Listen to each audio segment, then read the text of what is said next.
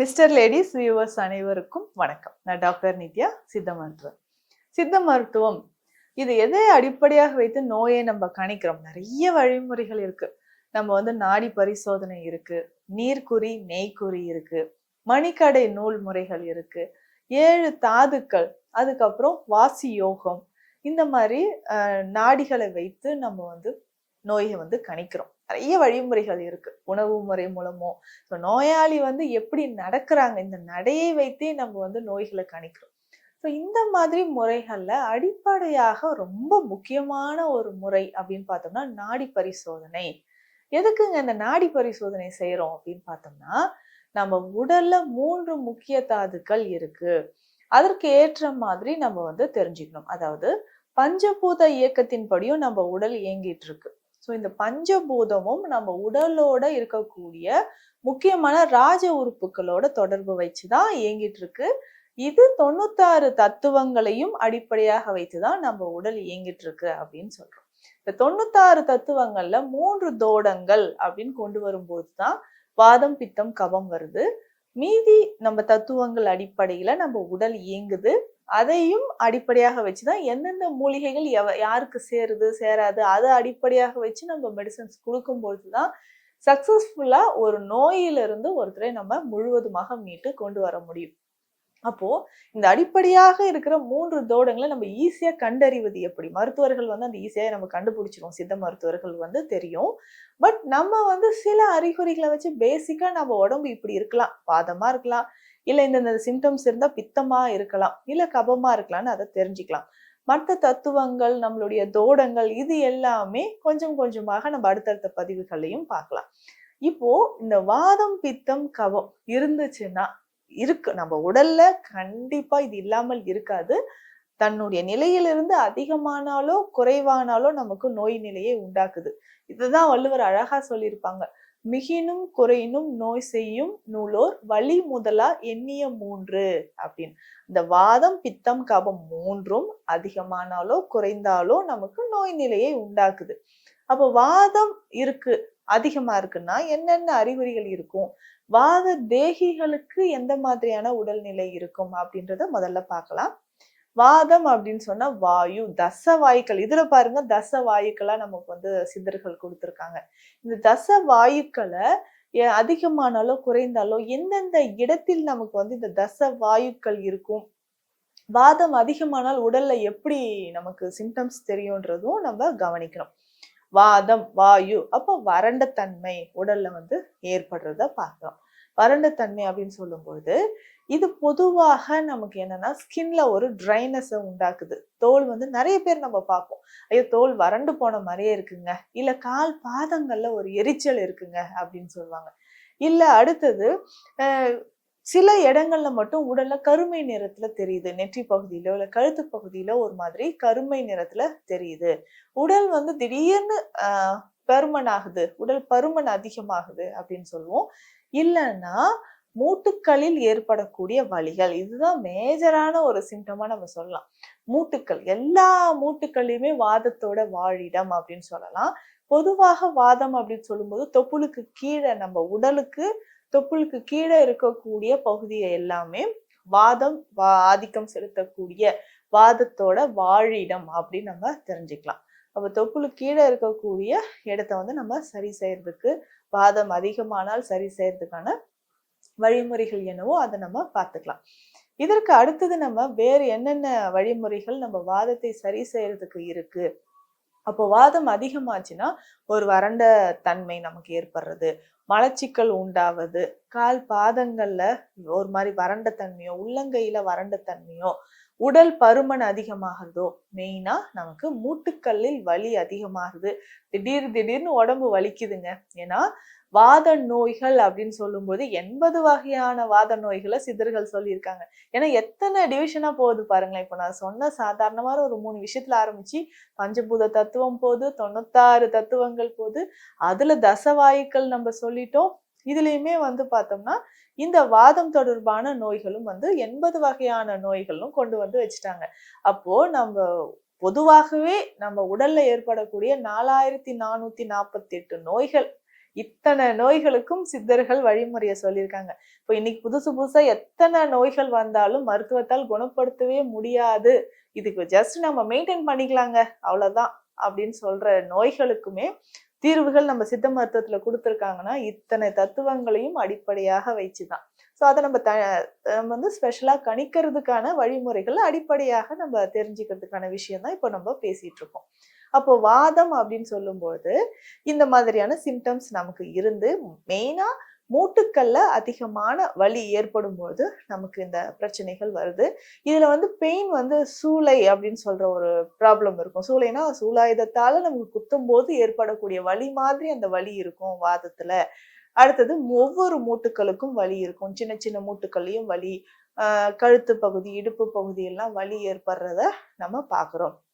இது எல்லாமே வாதம் தொடர்பாக வரக்கூடியது. பொதுவா வாதம்னா மூட்டுக்கள், மூட்டு சார்ந்த இடங்கள்ல வலி, அந்த வலி வந்து ஒவ்வொரு இடங்கள்லயும் பரவுது மாதிரி இருந்தா அதை நம்ம ரொம்ப கேர்ஃபுல்லா பார்த்துக்கணும். அதுக்கப்புறமா பேசிக்கா பித்தம் அப்படின்னு சொல்லலாம். பித்தத்தை பத்தி நிறைய பேருக்கு ஒரு நாலேஜ் நிச்சயமா இருக்கு. ஏன்னா என்கிட்ட வரவங்க, மேம் எனக்கு பித்தம் தாங்க, இதுல வந்து இந்தந்த சிம்டம்ஸ் எல்லாம் தெரியுது அப்படின்னு சொல்லுவாங்க. பித்தம் அதிகமானால் நம்ம எப்படிங்க தெரிஞ்சுக்கலாம் அப்படின்னா, நம்ம உடல்ல ஒரு உஷ்ணம் இருந்துகிட்டே இருக்கும். பித்தம் அப்படின்னு சொல்லும்போது பித்தத்தோட வாழிடம் தொப்புள் பகுதியில இருந்து நம்ம கழுத்து கீழ்ப்பகுதி வரைக்கும் இருக்கக்கூடிய இடத்தை வந்து நம்ம சொல்றோம். அப்போ பித்தம் அதிகமானால் நமக்கு உடல்ல ஒரு எரிச்சல், ஒரு அனல் பட்ட மாதிரியான ஒரு வெப்பம், கண்கள்ல எரிச்சல் ஏற்படுறது, உடல்ல வந்து நரை முடி ஏற்படுறது, இது எல்லாமே பாக்குறோம். அப்போ பித்த நரைன்னு நம்ம சொல்றோம், பித்த வெடிப்புன்னு சொல்றோம். பித்தம் அதிகமானால் வாந்தி உண்டாகுது, வாந்தி வருது, பித்த வாந்தி வருது அப்படின்னு சொல்றோம். இது எல்லாமே பித்தம் அதிகமானால் ஏற்படக்கூடியது. இதுல முக்கியமாக நிறைய பேருக்கு உஷ்ணம் அதிகமாயிடுச்சுன்னா சைக்காட்ரிக், அதாவது மனநலம் தொடர்பான பிரச்சனைகள் நிறைய பேருக்கு ஏற்படுது. அப்போ பித்தம் தான் நமக்கு என்னன்னா நம்மளுடைய மனதை வந்து ஒரு ஆதிக்கம் செலுத்துது, மனநிலையில் ஒரு ஆதிக்கம் செலுத்தக்கூடியதுன்னு பார்த்தோம்னா பித்தம் தான். பித்தம் அதிகமானால் நமக்கு டென்ஷன் ஆகிறது, பிளட் ப்ரெஷர் அதிகமாகுது, ரிப்பீட்டடா திங்கிங், ஓவர் திங்கிங் நிறைய பேருக்கு இருக்கும். அதுக்கப்புறம் ஆன்சைட்டி, ஃபியர் வருது, ஸ்லீப்பிங் டிஸார்டர் ஏற்படுறது, அதுக்கப்புறம் சைக்காலஜிக்கலா தொடர்ந்து வரக்கூடிய பிரச்சனை, ஓசிடி ப்ராப்ளம் வர்றது, இந்த மாதிரியான பிரச்சனைகளும் நிறைய பேருக்கு இருக்கு. ஸோ இது எல்லாமே பித்தம் தொடர்பாக வர்றதுதான். ஸோ இப்போ நாடி பார்த்துட்டு நம்ம என்ன சொல்வோம்னா, ஏங்க இல்லை இல்லை அது பித்தம் தொடர்பான வர்றதுதான். ஸோ அப்போ அந்த பித்தத்தை தணிப்பதற்கான உணவு முறைகள், மருந்துகளோட நம்ம ஃபாலோ பண்ணிக்கணும் அப்படின்னு சொல்றோம். இதுவே கபம்னு வச்சுக்கோங்களேன். கபம் நமக்கே தெரியும், குளிர்ந்த நிலை, உடல்ல வந்து ஒரு குளிர்ந்த நிலை ஏற்படுறதுதான் கபம் அப்படின்னு சொல்றோம். கண்டம் மற்றும் சிரசு பகுதியில தான் நமக்கு வந்து கபம் இருக்கு அப்படின்னு சொல்றோம். அப்ப கபம் அதிகமாச்சுன்னா தலையில நீர் கோர்த்தல்ல இருந்து கண்கள்ல வந்து ஒரு மாதிரி தண்ணீர் வர்றது, கண்கள் சிவத்தல், தொடர்ந்து தும்மல் ஏற்படுறது, தலை பாரம் ஏற்படுறது, நெஞ்சு பகுதியில் சுவாசம் சார்ந்த பிரச்சனைகள் எல்லாமே கபம் தொடர்பாக ஏற்படக்கூடியதான். உடல் வந்து வெளுத்து காணப்படுறது. கபம் நாடி சாதாரணமாக நம்ம நினைச்சிட முடியாது. ஏன்னா சித்த மருத்துவத்துல இது யாத்திரை நாடி அப்படின்னே சொல்லுவாங்க. ஒரு மனிதன் இறுதி காலத்தில் கப நாடி தொடர்ந்து வேகமாக வாதத்தையும் பித்தத்தையும் ஓவர் கம் பண்ணி வந்துகிட்டே இருக்குன்னு வச்சுக்கோங்களேன். சரி, நம்ம வந்து இது வந்து யாத்திரை நாடி ரொம்ப தெரியுது அப்படின்ற மாதிரியான ஒரு முடிவுக்கு வந்துதான் நம்ம சொல்வோம். அந்த மாதிரி கபம் வந்து பேலன்ஸா இருக்கிறதுக்கு ரொம்ப ரொம்ப அவசியம். அப்ப இந்த 3 தோடங்களையுமே நம்ம சமநிலையில வைக்கணும்னா இது வந்து ஒவ்வொன்றுமே தனித்தனியா பார்த்து அதற்கான சிகிச்சைகள் எடுக்கணும்னா மருத்துவர் அறிவுரைப்படி எடுத்துக்கலாம். சரி, இப்ப 3 தோடங்களும் சமநிலையில இருக்கணும்னா சில மூலிகைகள் இருக்கு, அதை நம்ம ஜென்ரலா ஃபாலோ பண்ணிக்கிட்டாவே போதுமானது. என்னென்ன மூலிகைகள் அப்படி எடுக்கலாம்னா, முதல்ல நெல்லிக்காய். நெல்லிக்காய் அப்படின்னு சொல்லும்போது திரிதோட சமனி அப்படின்னு நம்ம சொல்றோம். திரிதோட சமனி அப்படின்னா 3 தோடங்களையும் சமநிலையில் வைக்கக்கூடியது. நெல்லிக்காய் சாப்பிடலாம். அடுத்தது எலுமிச்சை. அடுத்ததாக பார்த்தோம்னா அந்த வாதத்தை குறைக்கக்கூடியது சிட்ராமுட்டி, அஸ்வகந்தா, இந்த மாதிரியான மூலிகைகள் எடுக்கலாம். அடுத்ததாக இஞ்சி, மஞ்சள், இது நம்ம வீடுகள்லயே இருக்கக்கூடிய மூலிகைகளை தான் இப்ப நம்ம சொல்றோம். அடுத்ததாக நம்ம ஓமம் சொல்றோம். இது எல்லாமே என்னன்னா திரிதோட சமனி அப்படின்னு சொல்றோம். அதுக்கப்புறம் வந்து பார்த்தோம்னா எலுமிச்சையோட சேர்த்து எலுமிச்சை இலைகளையும் நம்ம சாப்பிடலாம். அடுத்தது கொய்யா இலைகள், இது எல்லாமே மூன்று தோடங்களையும் அதிகமாக இருந்தாலும் குறைவாக இருந்தாலும் அது வந்து சமநிலையில படுத்தும். இதை தாண்டி நம்ம உடல்ல வந்து அதிகமான வலி இருக்கு அப்படின்னு சொல்லும் பொழுது அதற்கு ஏற்ற வாதத்தை சமநிலைப்படுத்துறதுக்கு தனியா பார்த்தோம்னா நம்ம வந்து வாத நாராயண தைலமோ அந்த மாதிரி தைல வகைகளை பயன்படுத்தலாம். இப்போ வாதம் அதிகமாக இருக்குன்னா எந்தெந்த உணவுகளை நம்ம வந்து தவிர்க்கலாம் அப்படின்னு பார்த்தோம்னா கிழங்கு வகைகளை நிச்சயமாக தவிர்க்கிறது ரொம்ப ரொம்ப நல்லது. எந்த வகையான கிழங்கு வகைகளாக இருந்தாலும் அதை நம்ம தவிர்க்கணும். கடலை வகைகள், இந்த பருப்பு ஸ்ப்ரவுட்ஸ் அப்படி சொல்றோம் இல்லைங்களா, இந்த ஸ்ப்ரவுட்ஸ் எல்லாமே நம்ம அவாய்ட் பண்றது ரொம்ப ரொம்ப நல்லது. அதுக்கப்புறம் புளி சேர்த்து சாப்பிட்றதையும் நம்ம வாதம் அதிகமாக இருக்கக்கூடிய நபர்கள் குறைச்சிக்கணும். குளிர்ந்த உணவுகள் சாப்பிட்றதையும் வாத நோயாளிகள் குறைச்சிக்கும். அதனால இந்த குளிர்காலத்துல எல்லாம் பார்த்தோம்னா மூட்டு வலி இருக்கிறவங்க, ரொமட்டாய்டு ஆர்த்ரைட்டிஸ் இருக்கவங்க ரொம்ப கேர்ஃபுல்லா இருங்கன்னு சொல்றதுக்கு காரணம் வாதம் அதிகமாகும். அப்போ வந்து ஒரு ஸ்டிஃப்னஸ் ஏற்பட்டு ஆர்த்தோ ப்ராப்ளம்ஸ் அதிகமாகிறதுக்கான வாய்ப்புகள் இருக்கு.